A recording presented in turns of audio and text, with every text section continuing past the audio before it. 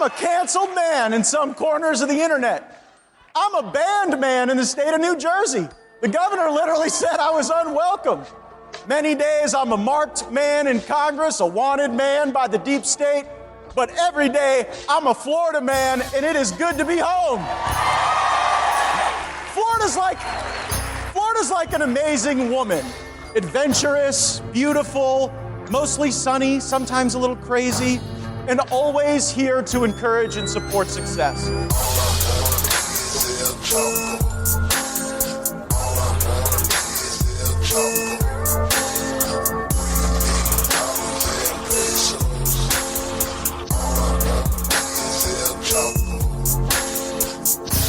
All right, happy Monday, everybody. Happy belated Easter. We are Chapo Trap House. It's me, Matt, and Felix, and we are back at it.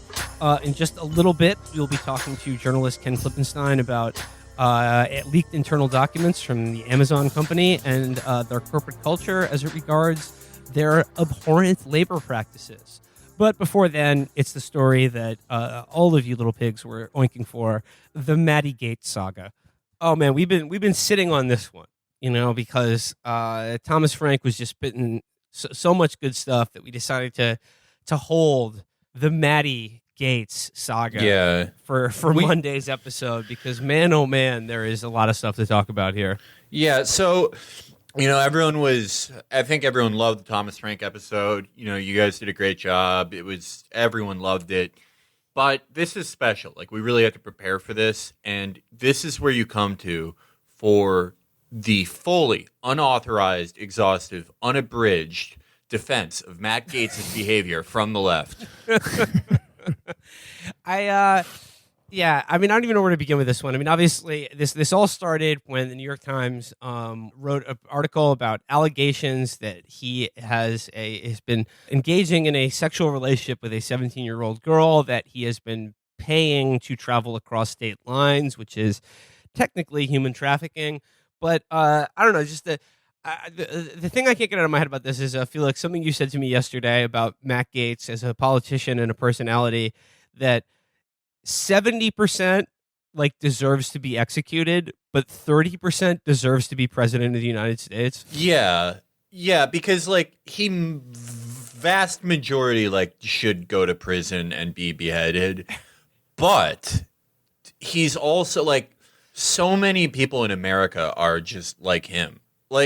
This, I'm pretty sure people know the broad strokes of the case. The thing about blackmailing, right? The Iran. We'll get into the many strains of it. But he's he's exactly as stupid and disgusting and weird and gross as only a type of American can be. Not to say that we're the grossest people, but a French person would be disgusting in a different way.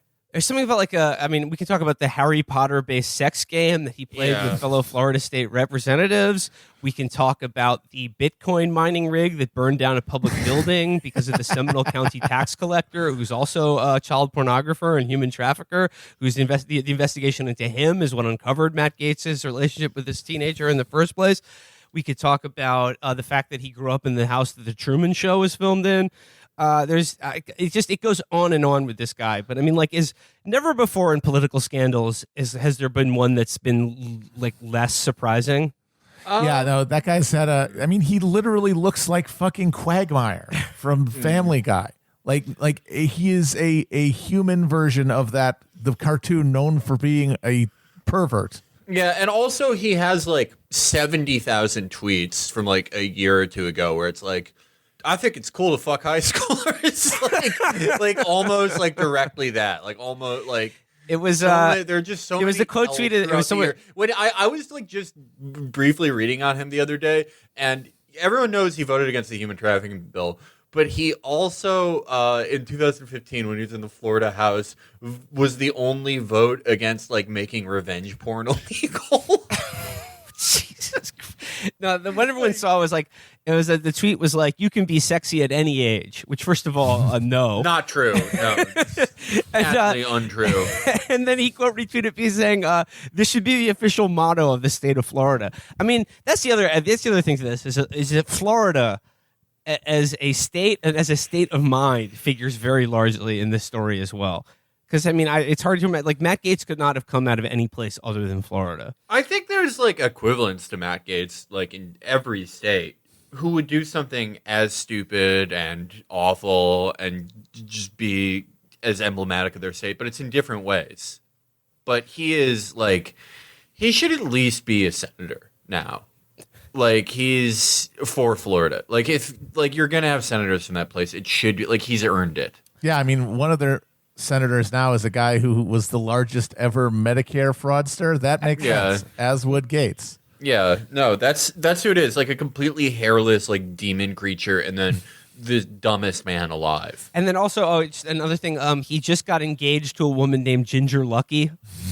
And where has Nestor been in all of this? Where is I would Nestor? like to hear from Nestor. Because obviously, we all thought when the Nestor story broke, like it was, that was going in a different direction in terms of, human trafficking and his predilections, shall we say.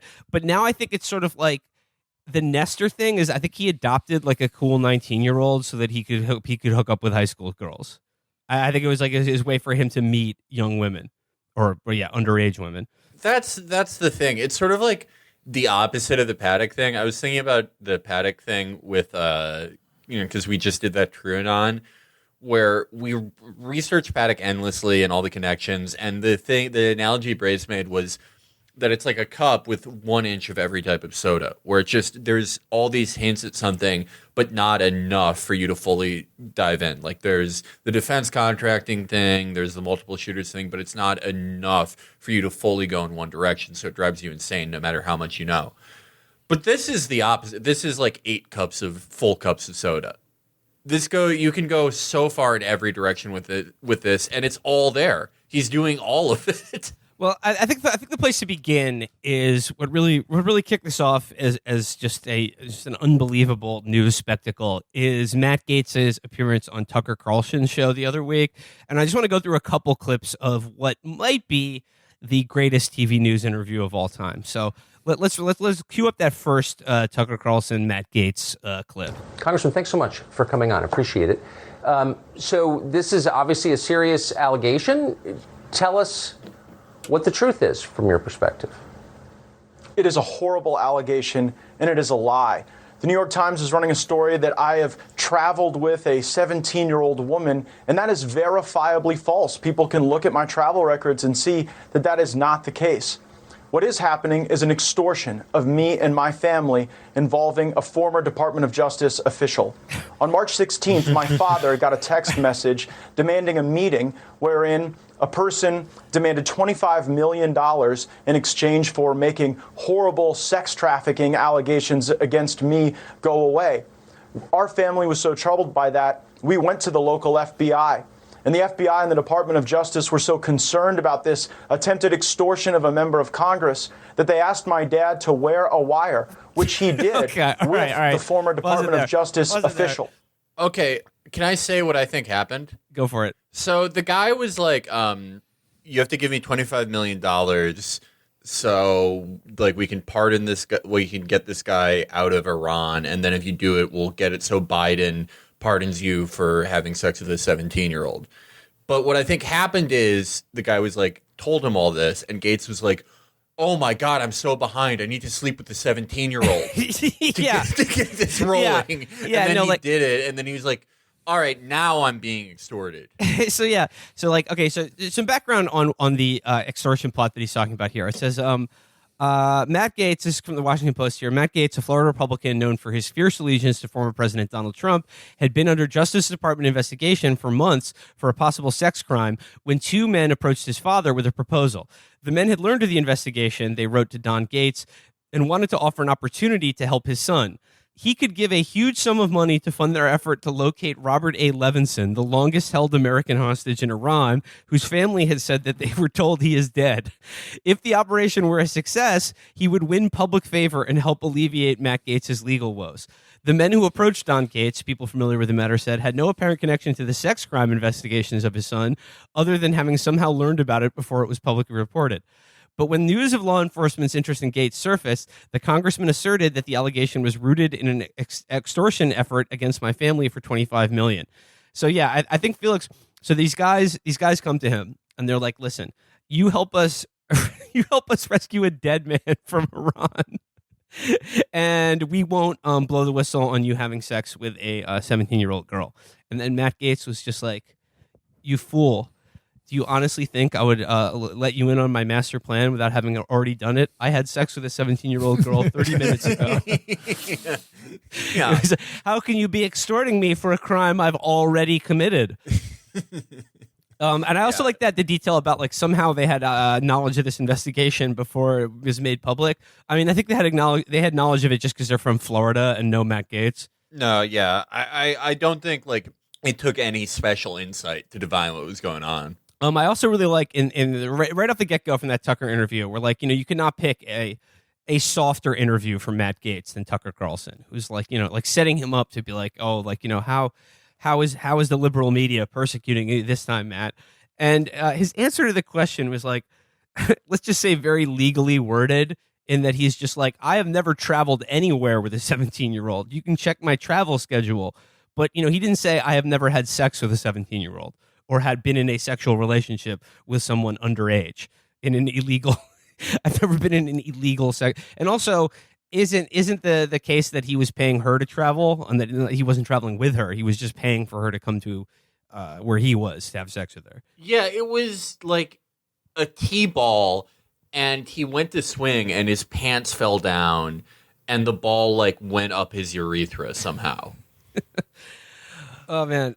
And then, like, just the Iran hostage thing is such a funny, and then his dad wearing a wire. It's like, Felix, you also like, this is just like the best kind of conspiracy, criminal or otherwise, is one in which every single person involved has like 70 IQ. I mean, this is what a lot of history is. Just the dumbest person from 5 different families working together to do. I don't even think they know what they're doing. It's just like, why does an ant build a little hill out of dirt? Why is that bee flying around pollinating the flowers? They don't really know. They don't have consciousness. And that's everyone in this story. They have no idea why they're doing any of this. I also love the idea that, like, according to this extortion plot, if he had helped free this guy who's apparently dead, then Joe Biden would pardon him for sex crimes. Like, that doesn't seem like a thing that would happen. I think it, like, I could...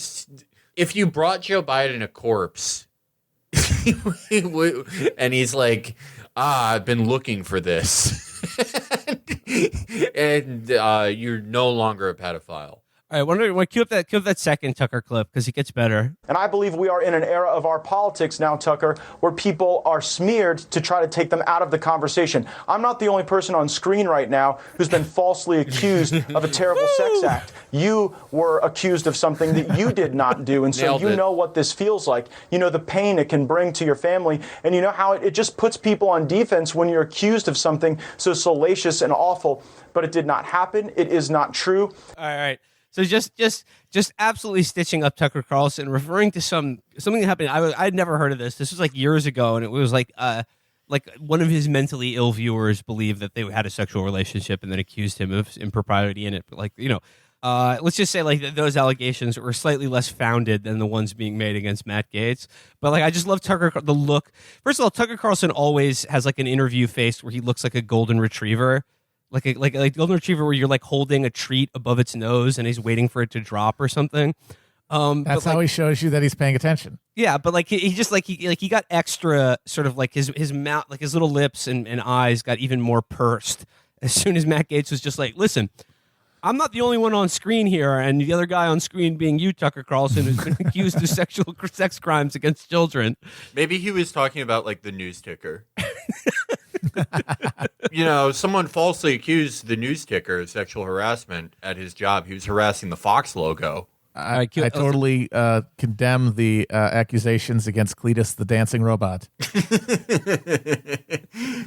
It could be like maybe like he didn't mean Tucker because like Matt Gaetz just like superimposes cartoon characters in the background of everyone he's talking to. Grimace was there. He's like, yeah, I'm going on Grimace and Tucker. That show everyone knows. All right, let's see the next Tucker clip. Again, I really saw this as a deeply troubling challenge for my family on March 16th when people were, talking about a minor and that there were pictures of me with child prostitutes. What's up? That's obviously false. There would be no such pictures. No one mentioned that, dude. No one mentioned that. Really, on March 16th was when this got going from the extortion standpoint. From the extortion standpoint, but like, yeah, that's you think that's bad, but that is an alpha move. You throw more accusations out there to confuse people. It's like Squid Ink. It's actually advanced. Yeah, no one had. There is nothing about the pictures or anything, and he's like, the guy in the video doesn't even really look like me. We have the same tattoo and weird jaw, but it's actually not even me, which is what's so crazy about this thing. Oh, yeah, I mean, he is on some real Yellow King shit. And, like, to the extent that, like, okay, what are we to make of these allegations against someone like Matt Gaetz? Well, I mean, why don't we view them in light of the, like, the lengthy reporting that's been done on the fact that he has, as a legislator in Florida and now in Congress, apparently shares photos of naked women that he has on his phone with fellow congressmen and representatives. He's the kind of guy that likes doing that. And in the best detail of this story is apparently in the Florida state government, him and a bunch of his friends played what was reportedly a Harry Potter themed sex game with each other. And by that I mean that it was like one of this like stupid guy thing where like you score like based on like the number of women you have sex with or like the circumstances in which you have sex with them. And it was like you got points. One of the rating systems for like how many points you would accrue was waking up in a sorority, like fucking Ted Bundy or something. Yeah. I have to say, the funniest outcome, like, it would not be like if this is all true. The funniest outcome would be if like he's actually right and he is being framed. And it's like he just did the shittiest job ever. This is how he responded to it. He's just got a guy who's guilty of so much stuff that like he can't help but look guilty like all the fucking time. Yeah. And then okay, so like it was a Harry Potter based sex game that was just based on Quidditch. And like this is the worst part about it because this is like guys who think they're awesome. These guys are like thinking like, oh, like, this is the pussy getting posse. We're the coolest guys ever. And these are all guys in their 30s. In their fucking 30s. And if you're like, if your friends are still impressed by you having sex in your 30s, it's like, it's because none of you have ever had sex before. If you're high-fiving your friends, you're like, guess you got laid last night on my 38th birthday, dude. Woo!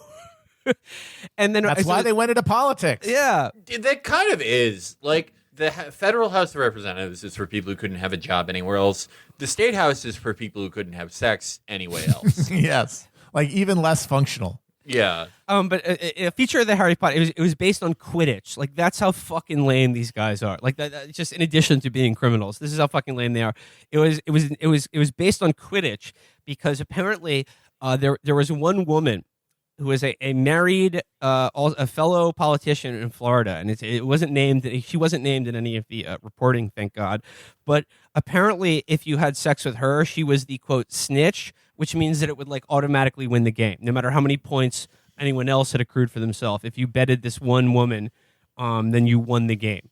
So I mean, like this is the mentality here, and let's another element of the Matt Gaetz story is that this allegation about him and this 17-year-old girl only came to light because of another ongoing investigation into this guy Joel Greenberg, who, like I said, was he was like some sort of tax collector or tax official, tax collector from Seminole County, Florida, with close ties to Matt Gaetz. Just a bit from this story here. This is from Gizmodo. During a 2020 audit of his spending during his time as Seminole County's tax collector, investigators found that Greenberg had prepaid $65,860 to an entity called Government Blockchain Systems, LLC, which his office was the sole member of. When questioned about... I have to say, you were talking about conspiracy of 70 IQ people. This guy was like, oh, the government can't prosecute me for child porn if I call my company the government. It's part of it.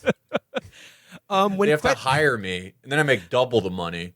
When questioned about why such an LLC existed in the first place, Greenberg told auditors that he had been creating a new method for his office to, quote, accept cryptocurrency as payments. Yeah, that's a cryptocurrency as payments. So, like, yeah, you heard that rightly. He was trying to figure out a way that you could pay your taxes in Florida in Bitcoin. And like, so that you could go from having paid like X amount of taxes, and then like 2 weeks later you paid twice as much in taxes. That sounds great. Wonderful idea. Florida prosecutors are apparently not buying those claims about a new payment system, and on Wednesday filed a second superseding indictment against Greenberg for embezzling $400,000 to purchase cryptocurrency for himself, wire fraud, and bribery. In addition to his first indictment, which included charges of harassment and stalking a political opponent, and his first superseding incident, which included one charge of human trafficking, several charges of aggravated identity theft, and misuse of driver's license info, Greenberg is now facing a total of 33 charges. Another interesting thing to the blockchain LLC is that he built with this money a Bitcoin mining rig that overheated and burned down a government building or caused fire damage to a government building.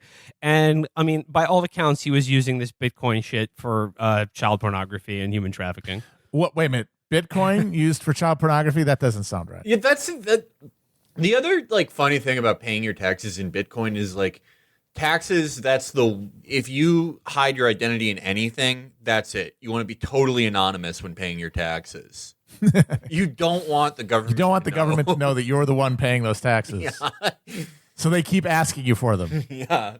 Oh man. All right. Let's one more Tucker clip, I think. Again, I only know what I've read in the New York Times. I can say that actually you and I went to dinner about 2 years ago. Your wife was there, and I brought a friend of mine. You'll remember her. And she was actually threatened by the FBI, told that if she wouldn't cop to the fact that somehow I was involved in some pay-for-play scheme, that she could face trouble. And so I do believe that there are people at the Department of Justice who are trying to smear me, providing for flights and hotel rooms for people that you're dating who are of legal age is not a crime. And I'm just troubled that the lack of any sort of legitimate investigation into me would then convert into this extortion attempt. I don't remember the woman you're speaking of or the context at all, honestly. But oh my God, he's trying to get some co-defendants in this trial here. So, Tucker, we fucked the same girl, remember? Remember, we were both wearing those goat masks. It was in that chapel underneath the Capitol building. Tucker, there's a young man that we both know. His name is Amidala, and he's a great one. And remember, we brought that sixth grader to him, and he consumed it and birthed another great one. Do you remember that, Tucker? Tucker, you were at the blood ceremony. Moloch actually called me about this, about what the FBI is doing to me. Chris, so what's the thing about Matt Gaetz' father being involved in some horrible tragedy or like causing one? Okay, yeah. Gates' grandfather, Stanley Jerome Jerry Gates, was the mayor of Rugby, North Dakota, and a candidate for lieutenant governor of North Dakota at the 1964 North Dakota Republican State Party convention.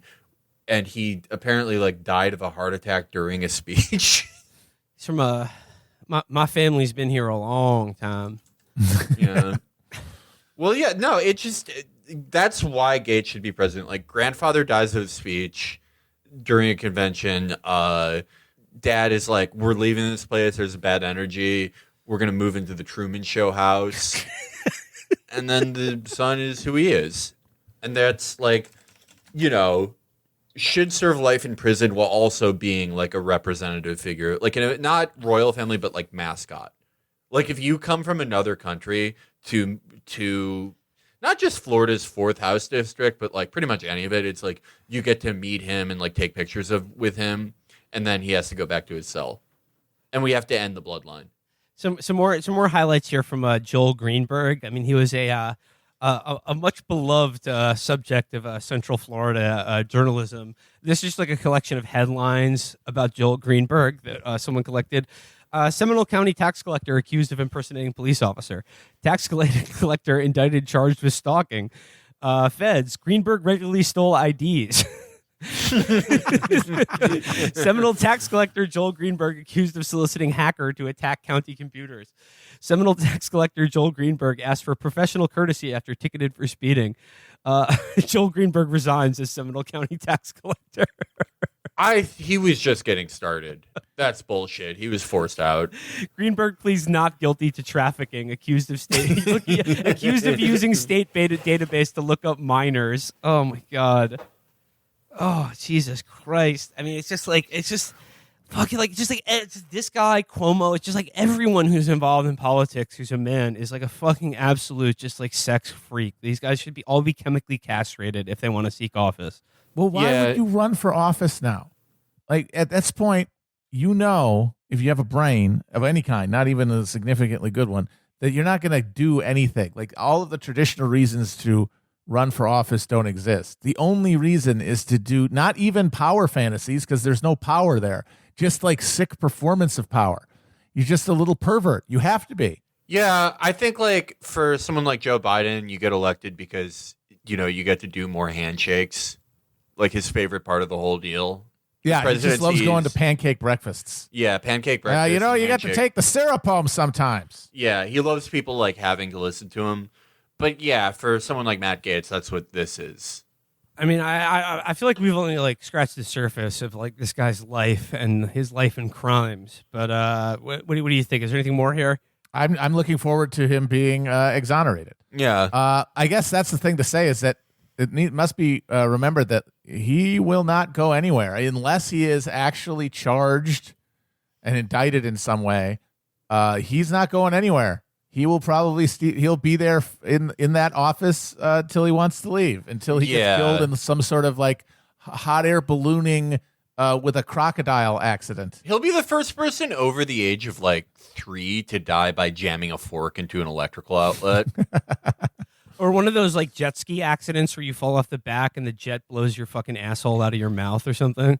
Oh, yeah, no. However Matt Gaetz dies, he's going to be vaporized. Oh, 100%. Like, there's like no casket at that funeral. Like, he's just going to be a fucking pile of red mist. That's not a guy who has like, dies alone in his bed or surrounded by his family or like, gets shot or something. It's like, that's a guy who's like driving an experimental boat. Yeah, no, he's going to like be doing a TikTok dance into the back of a fan boat and just get dissolved. Yeah. I mean, like that grandfather who had the heart attack at the convention, that's like the last member of the Gaetz family who had like an open casket funeral. It was nothing but ignominious deaths after that. I guess the last thing I want to say is like the other interesting angle to this is the sort of the like his fellow Trumpists and sort of like the neo-Nazi fucking like the online people have sort of like taken up his case as just like basically defending him by saying even if the allegations are true, he did nothing wrong, because there's nothing wrong with like a 38-year-old man having a sexual relationship with a 17-year-old, because like that's what they did in Europe in the grand old times of Western civilization. And then like when it was that fucking like that little neo-Nazi rat was just like I'm concerned with the real child abuse that's being done by elites. And I was just like, how old do you think Epstein's victims were? Like, what the fuck? Like, what are you talking about here? Or they just keep talking about how like, it's technically not a crime, and it's just like, yeah, like if he was 23 at the time, like there are sliding scales for like the age difference here sort of matters in terms of the law, and the age of consent in Florida is 18, but he was in his 30s apparently when this was happening. It's just like a good percentage of like the online right is obsessed with the idea of like sort of ferreting out degeneracy in other people, and I think to them degeneracy means having a normal sexual relationship with an adult that's not like paid for in any way. I think that to them is like the most sickening thing that they can imagine. Like that is what true perversion is. Like guys who have like child anime avatars who are fucking obsessed with the idea that like gay people are some sort of like irredeemable perverts or something like that. Well, yeah, a relationship that has like an equivalent power dynamic is no good. It's all it's the Yellow King. They need to be like sexual conquerors because just like their ancestors. I mean, that is the weird thing with all of this is like this is exactly like this is exactly like a Democrat would do this, or like they all do the same thing just with like different details. Like with Gates, it involves like some fucking Bitcoin moron. But with like a Democrat, it involves like a guy who makes fucking bullshit apps that don't work. It just they all do the same thing and want the same thing. It just involves like different social components. Because these are all essentially the same people. All right, let's see if there and get Ken Klippenstein on. All right.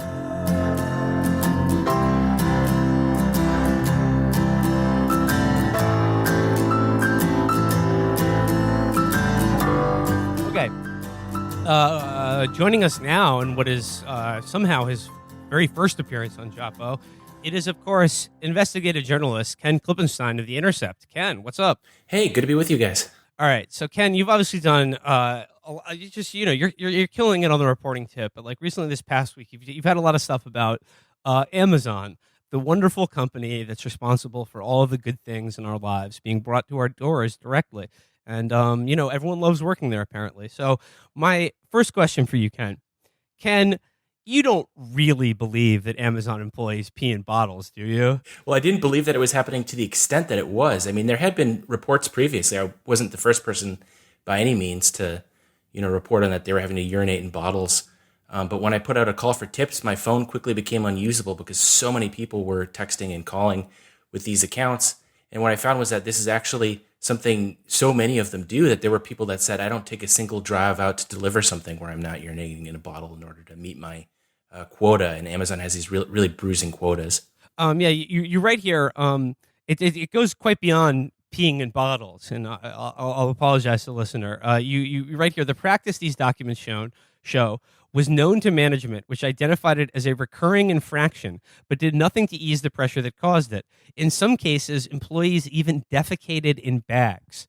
So, I mean, Amazon, they're distracting you with the peeing in bottles thing because they don't want you to know about the shitting in bags thing. Yeah, in one case, I got an email from an area manager that was leaked to me that said, quote, "This evening, an associate discovered human feces in an Amazon bag that was returned to station by a driver. This is the third occasion in the last 2 months when bags have been returned to station with poop inside.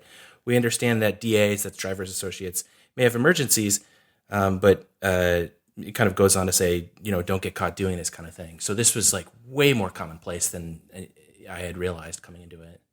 You also write here, while Amazon technically prohibits the practice, documents characterize it as a tier 1 infraction, which employees can say can lead to termination. Drivers said that this was disingenuous since they can't meet their quotas otherwise. They give us 30 minutes of paid breaks, but you will not finish your work if you take it, no matter how fast you are, one Amazon delivery employee based in Massachusetts told me. So it's that's what people mean when they say tier 1 operator. But it's this totally perverse system where like the management would have you believe, we have plenty, we give you ample time to defecate and urinate if need be. But if you use that time, there's no way that you can fulfill your quota for deliveries or tasks to be performed of a day. Yeah, Amazon, they put out an apology this weekend, a kind of half apology. And sort of the tenor of it was, sometimes when people are out in rural areas, what can you do? There's nothing out there. And occasionally this will happen. That's absolutely not the case. I had so many people in urban areas describing to me just the amount of deliveries they had to make in a quota that, there were plenty of bathrooms around. And technically, yeah, in theory, they could go and take a bathroom break, but then they're not going to meet their quota and they might get fired for that. So it's really misleading what they're saying. This comes, of course, like in the midst of this huge PR push by Amazon as it relates to this union drive that's going on in a Bessemer, Alabama-based fulfillment center. I mean, what do you know about the state of that union drive at that facility right now? Yeah, so I think what all this shows us is these crazy statements. The genesis of all this was Representative Mark Pocan calling on them to treat their workers with more dignity and mentioning the urinating in bottles thing, which, as I said before, that'd been reported.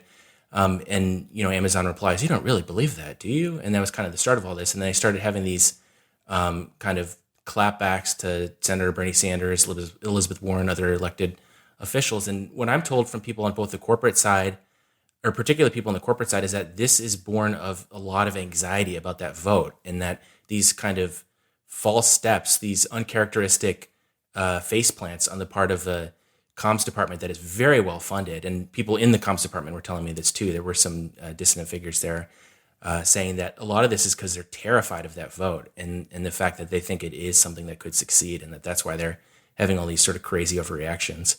I mean, from their perspective, though, what would that vote succeeding look like for them?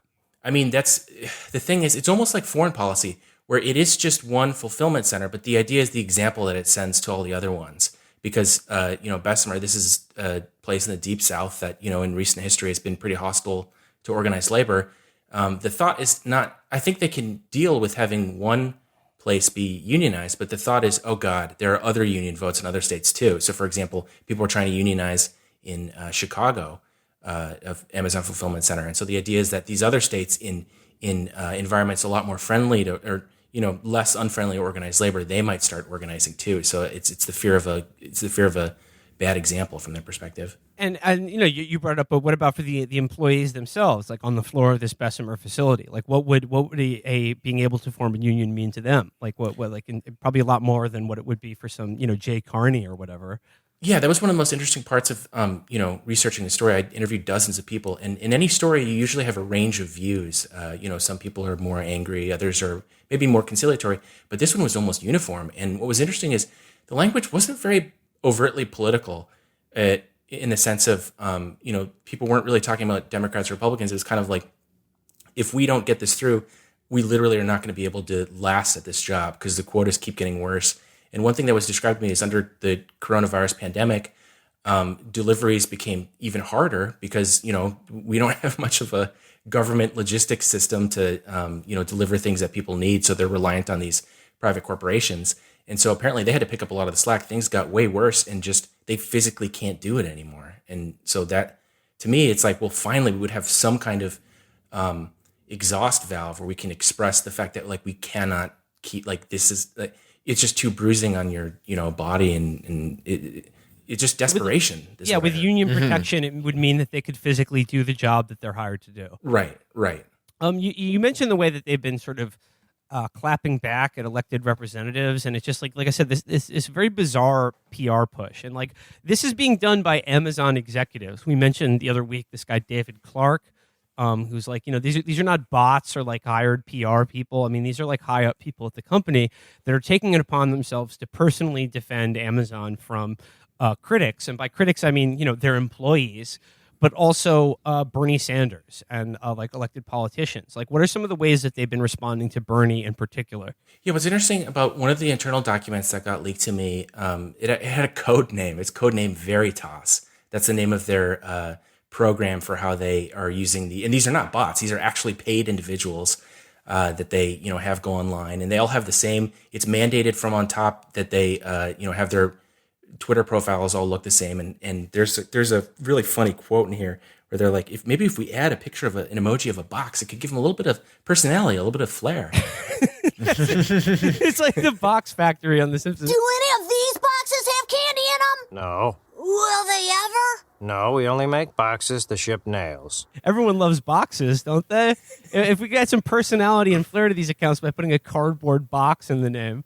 I would have tried to suppress that a lot, that these are real people. I was really hoping they were bots. This is like the Parler thing where they were asking for a liberal cuck to come over and get yelled at, and I wanted to do the road face shit there and put no less than $300,000. As a man of principle, I would write better posts for $500,000. They did a terrible job. This has to be just that the Orb Center where all the Saudi guys work, right? It's this is a Saudi Israeli team trying to be I'm a regular American. I love seeing my 2 to 5 kids. And I just unions, you get paid too much. It's bad. It reminds me, it's like a Philip Dick novel. It's almost worse that the distinction breaks down if you can't tell the difference between an android and real human being. If the human beings have become so much like automata and robotic, that you can't differentiate between the two. There's no meaningful distinction anymore. Yeah. It's sort of horrifying in itself. Yeah. I mean, I want to talk about the ambassadors though, but like in particular though, like Bernie Sanders, and like the way they've been sniping at him to be like, oh well, you've been calling for a $15 minimum wage, but we actually pay a $15 minimum wage. Like that, like we're delivering on creating a progressive workspace in the way that politicians only talk about doing. Yeah, one thing that actually rubbed a lot of people the wrong way that reached out to me, particularly in the fulfillment centers, because they said that Amazon relies on such a large contractor workforce that a lot of them don't actually enjoy the formal, benefits of Amazon since they're technically contractors. So the $15 thing in itself is pretty misleading because it's tons of people that they're contracting out to. But speaking to that program in particular, what's interesting about this codename Veritas thing was that what we're seeing happening now, and this Veritas program was conceived of in 2018, reflects very closely what that document. I would encourage people to look at the document. It reflects very closely what's happening now because it instructed this kind of posting paramilitary that Amazon had to go on there and do these kind of sassy clapbacks at like Bernie Sanders in particular. Like they used Bernie's name in his tweets as examples, like, I don't know, maybe a dozen times in the documents. And one example that they had that I thought was pretty insane was it had an individual, Bernie had posted a video interviewing someone who had worked at one of the fulfillment centers. And it says, quote, Bernie Sanders interviewing Seth King on Prime Day. Seth describes feeling so depressed working at Amazon that he wanted to take his own life. And so it then shows an ambassador kind of role-playing, saying, here's what I might say to respond. And he says, quote, Senator Sanders, this job has never made me feel bad personally. If you have a job that makes you feel bad, you could leave. And I was just thinking, wait, this is what they're instructing them to say. Oh my God. Oh, geez. Yeah, if your job makes you want to kill yourself, get a new job. It's pretty simple. There are some other good ones that you found, like in terms of, they also take very personally the idea of like bringing up Jeff Bezos and his personal wealth. Because, like that's the thing Sanders will talk about. Like, you're worth more money than like has basically ever existed in human history is like in your checking account, basically. So like how would it hurt you to like have like decent working conditions for your employees? And, like the sort of program responses that they're counseling these brand ambassadors to use is like, I think, everyone is entitled to like all the money that they've earned and saved. They can spend it however they want, and it's no one else's business. Like this idea that Jeff Bezos has personally earned all that fucking money. Yeah, exactly. And that's what the response is. I mean, there were like half a dozen response examples given to people on how to clap back at people saying that Bezos didn't earn his money. And it just speaks to like how tone deaf, because again, when I was talking to people at the fulfillment center level, the frustration and discontent was uniform. At the corporate level, even the whistleblowers within there was a lot more complicated. And maybe it was like, yeah, we don't really like, this is sort of embarrassing. This is embarrassing the brand. It wasn't as clear, the frustration, but it speaks to a culture that I think is really out of touch with reality on a fundamental level. Where do these like box emoji brand ambassadors come from? Because like, as we talked about, like the disturbing idea is that these are not bots. These are not algorithmically generated responses. There are actual people who, are these Amazon employees? Like, is there any indication that any of these people work actually in these fulfillment centers when they say things like, it's great, we have 4 bathrooms, I can use them whenever I want? Yeah, so according to the documents, they were handpicked for their, quote, great sense of humor. And if you kind of read the subtext of how they're describing how they pick these folks, it seems like they're picking they want this kind of like sassy, sort of like wine mom tone kind of thing. I don't know how else to describe it. And it's kind of interesting because they describe a number of ways. They conducted a pilot study, which they kind of tellingly say, it might be best if we pick people that haven't been here for very long because they tend to be more enthusiastic. They still have a life within them somehow. We haven't literally sucked it out of their fucking heads yet. Exactly. So they describe a number of different ways that they can kind of source these guys. And one of them was almost like the military draft. This idea that they would have a rotation. Everyone would have their rotation where they would go and do their tour of duty and then be there for a few months. Campaign, yeah. Exactly, yeah. But yeah, these are all real people. I couldn't find anything in the documents that suggested that anything was automated. I think these are all real employees. Oh God, that's just so grim. Just the idea that you don't just have to work for a faceless corporate monster ruled over by a lizard man who's the richest person in history, but you have to not only like it, you have to tell other people how much you like it. I mean, I guess like when I'm thinking about this, like, you know, what is that? Amazon is what, like a $1 trillion company, Ken? Yeah, I think the estimates vary, but I mean, it seems like it's almost $1.5 trillion at this point. Bezos himself passed the trillion point, so you know, certainly a colossus. But okay, so like, you know, you're talking about a corporation that dwarfs the GDP of like most nation states on the planet, and like if you know, in thinking about this like new model of like mega corporate, like almost like nation states, like nations unto themselves. Like, what is the character of these states? And the funny thing about it is that, like, you know, these hyper capitalist organizations in becoming states, or a sense like for all intents and purposes states, the characteristics that of like states that they resemble are like caricatures of what these same people would describe like totalitarian communist countries as, where like everybody has to praise leader, and you know like work makes us strong, like bathroom breaks are for traitors and betrayers, and like it has to take on this like this happy attitude of like we love being reeducated, it's good for us. Yeah, I want to read a couple example clapbacks that I think speak to this. I don't know, DPRK quality to all this, because that's what I was thinking too.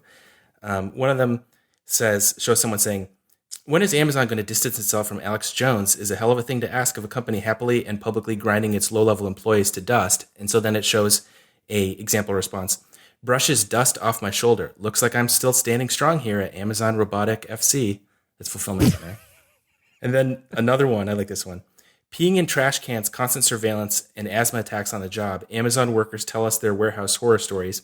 And then the response is, "I work for Amazon and not sure about other facilities, but I've never felt pressure to pee in a trash can." Then it goes on, "As for the smell, Amazon does sell deer urine that hunters use," and then it has a little smile emoji.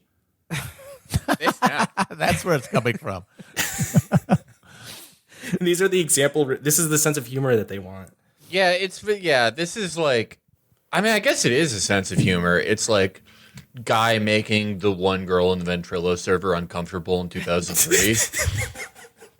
I can like you said you talked to like you know like warehouse workers in these fulfillment centers, but you've also talked to people in corporate management, like these sort of like you know anonymous sources as well. I mean, what do you, just in terms of their grievances about the company, or the way they talk to you, or their attitude about like labor issues, do you see any interesting contrasts in these two groups of people who are reaching out to you for these stories? Yeah, as one would expect, the corporate side is more, you know, PMC. I think they're sympathetic to the unions in a way that I don't think I would have seen a few years ago, talking to the same types of people, I think. So the sympathy is more, you know, variegated, and it's a little bit more complicated. But what's funny is literally every one of those at the corporate level I talked to, while the critiques varied, they all thought that the ambassador program was insane. And none of them, every one of them thought that these replies to Sanders and Warren and the other elected officials, they thought that was crazy. Actually, to put out those statements, my understanding, based on a bunch of talks with people on the corporate side and even in the comms department, was that they actually bypassed it. They didn't get sign off like they normally do. They have a protocol where they have to have, you know, comms people sign off on these sort of statements. And as I said before, Veritas says that they should do these clapbacks at elected officials. So my understanding is this is coming from someone very high up in the senior executives that just sort of rammed this through. According to Vox, it's Jeff Bezos himself. Well, I couldn't get insight into who it was specifically. That's certainly, you know, consistent with the level of seniority of the person that you know I was being told that it was that pushed this stuff through. Well, I mean, you mentioned at the beginning of this interview, well, as soon as you put out a call for like tips, or like, you know, anyone who wants to talk to you about what's going on in these facilities, I mean, your phone became unusable. So, I mean, what do you think that tells you about like the gap between what's being sold about how happy everyone is to be an employee of Amazon and the reality? Oh, it's enormous. And it's funny because, I mean, they call it Veritas because it's kind of like we're telling the truth from people inside that actually do the job. It's tribute to James O'Keefe and Project Veritas. Yeah, exactly. It's funny because you were comparing it to a nation state before. The thing it reminded me of most, and I do a lot of national security reporting, it reminded me of the intelligence community because not only did they have these code names for these different programs, they even compartmented them. And so I would talk to other people that were fairly high up in the company. They'd be like, curious about what I was telling them, and they're like, "What can you find out about Veritas?" And I was just thinking, this guy's like pretty high up. How does he not know about this program? And it quickly became clear that they had compartmented it so that only certain people know only certain things. It reminded me very much of covering the FBI or the Defense Department or something like that. And of course, they do a lot of contracting for those same sorts of groups. So I wouldn't be surprised if they learned some things in terms of tradecraft. So for the fulfillment center like workers, like the people packing boxes, the people who we've heard stories about having to step over a dead body of a coworker because if they noticed like a dying or dead human being that would perhaps be a tier 1 infraction. Do you get a sense like what are their demands of like the public at large? Because obviously like Amazon has grown even more of a leviathan under COVID as people do more of their shopping online and using Amazon is like, what is this kind of like this gigantic national and global infrastructure for the delivery of goods and services that, people do need. For the people working in these fulfillment centers who are like, it's their lives, it's their souls, it's their, bodies that are being like thrown into this effort to get you the shit that you want in a day. What do they want? Like, do you have a sense of like what they want from the public at large in terms of their attitude towards Amazon and their use of Amazon as like a convenience? Yeah, one of the most horrifying things about researching this was hearing again and again from them, wait, the public is surprised by this? This is so much a part of my everyday life, having to do these dehumanizing things. I mean, there are multiple stories. You can go and look them up. It's been reported multiple times, drivers running out of their cars and shitting in someone's lawn because they just couldn't hold it in anymore and it getting caught on like a, house surveillance system or something. So they were like, they were kind of surprised that people didn't realize how bad it was. And then angry that the company was lying about it because they thought that this was taken for granted because it's so much a part of their everyday life. To speak to what they'd like. I mean, a lot of them seemed open to union stuff, but they also seemed so just worn down by the day-to-day work. They didn't really have much time to think about how to, what they would like in terms of response. Obviously, they would just like it to stop and be able to continue doing the job in a dignified way. And, when I asked about union stuff, they seemed open to it and supportive, but it just didn't, they seemed so busy and overwhelmed that it may not have even been at the front of their minds. But I mean, like specifically, like I've seen over the past couple months or whatever, these sort of wildcat demands for like a boycott of Amazon by consumers that are not necessarily endorsed by or sought after by like these union organizers. Like, I mean, what do you say to like any like that sort of any contradiction between those two things? I think that the attitude they have is like anything, all of the above, let's do it. Like they don't, there's not the kind of hesitancy that you see at the corporate or even mid-level management level of being like, oh, I don't know about this. They're more just like anything, let's try something right now because we need something desperately. I mean, I guess like just like zooming out a bit, like, I mean, like obviously the stuff about urinating in bottles and shitting in bags is like, it's terrifying, but it's also kind of funny because, what's funnier than like internal corporate documents, dictating their policy on like shitting in bags or not. But like on a more frightening and kind of like existential level, I mean, isn't this kind of a story about like capitalism, pushing past the limits of like what the human body can endure? Because I mean, like you need human beings to perform these tasks, but like our bodies, our very nature is sort of bounded by these like the physical processes and that limit like sleep and defecation and you need to eat food and water that limit our ability to like keep feeding this giant machine. And like it's just like, do you think like Amazon as a thing just sort of is becoming to represent this kind of technological leviathan that is pushing past human life and the like limits of what a human being can endure? Yeah, going back to the Philip Dick theme, these jobs haven't been automated, but what does that mean if the jobs essentially force you to become a robot and deny your basic human needs? I mean, this is clearly the blueprint for what international corporate power wants going forward. And I mean, and some of the footage that exists in these Amazon facilities, I mean, these workers are working basically side by side with robots already. Exactly, and they use that as a cudgel where it's like, oh, you don't want to do this? You think you should have some dignity? Well, we might replace you with these machines. I mean, this debate about are machines more efficient, it's always aside the point. It doesn't matter if they're more efficient. They just use it to crush labor. I'm sure they don't care if it costs more money as long as in the long run they're able to, terrify labor into doing what they want. Are tips still coming in for you about this Amazon story? Like, do you think that this is not going away anytime soon? Yeah, I think that it is becoming.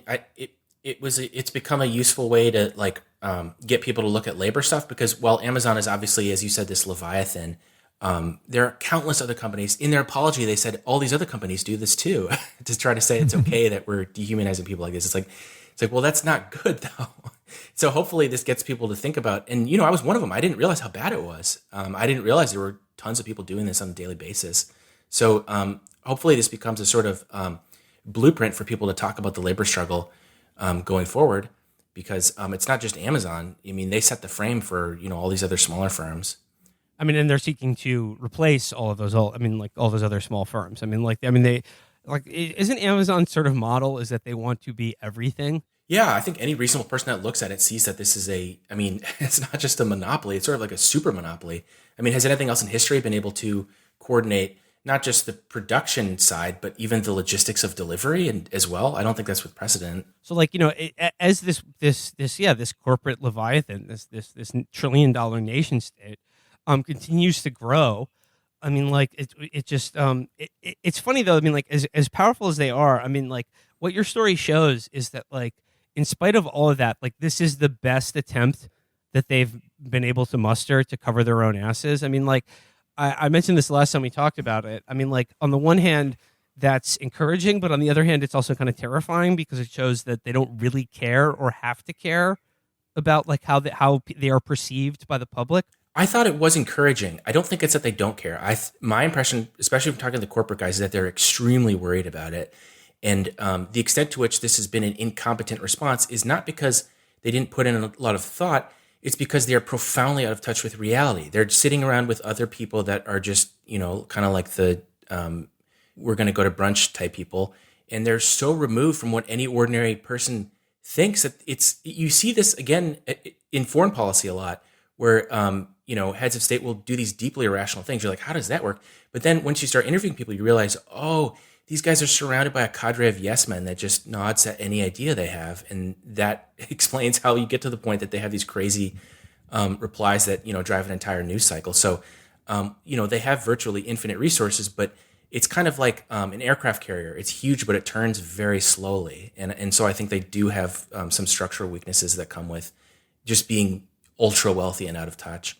It does make you wonder how, what the implications of that are, because yes, they feel the need to respond to this stuff, but they also have no frame of reference for human interaction, human relatability to be able to communicate.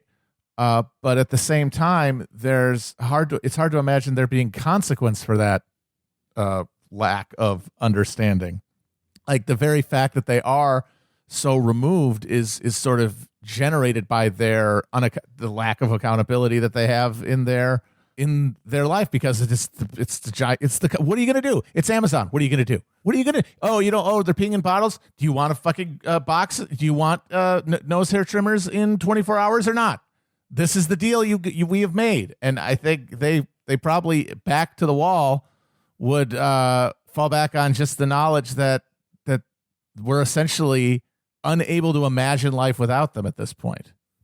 Okay, finally, I mean, the one last thread to this Amazon story that I find fascinating is how does it reflect on the Obama years as the height of progressivism in America, that his press secretary went on to be Amazon's press secretary, like Jay Carney, the guy who loves guided by voices and slandering the employees of his own company who would prefer not to die on the job.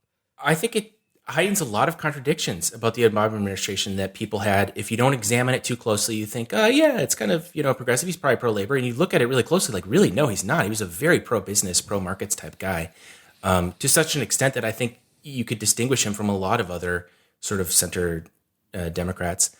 That being said, Jay Carney has not changed. He's the same person he always was. People are starting to notice it now because of these sorts of conflicts. And I know a lot of people in Democrat world, and they're kind of saying like, this is embarrassing. Carney's kind of blowing our thing up because we got to eat out for free on this idea that they're sort of progressive, whatever that means. Yeah, I guess that probably means they're pro labor. And now you've got him out there talking about these things and making it very clear. It's like no, they're not. They're not. Maybe they pay lip service to some kind of liberal ideas, but in any meaningful sense, they're anti-labor. And so again, same guy, but people are starting to notice it. It seems like. You know who they could use? Jim Messina. What's he doing these days? They could get him. If they help hire with this Jim whole deal. Messina, like the entire country is unionizing. Yeah, we're gonna go to like track Finnish record. levels of labor penetration if he's put in charge. Yeah, you will. The moment you're conceived, you're in a union. If he starts working for Amazon, The funny thing about him, his replies are just as ridiculous as all the other Amazon replies, but he begins it with all due respect, Senator. And isn't that the most? I'm just thinking of The Sopranos. With all due respect, like no difference other than that one little thing. Yeah, he's more polite. That's what you get. That's the Obama difference. Yeah, That's exactly. That's the Democrat advantage is that they say please and thank you before they make you empty your bladder into a Coke can at gunpoint. All right, Ken Klippenstein of The Intercept, I would like you thank you very much for joining us and for all your reporting on this. yes.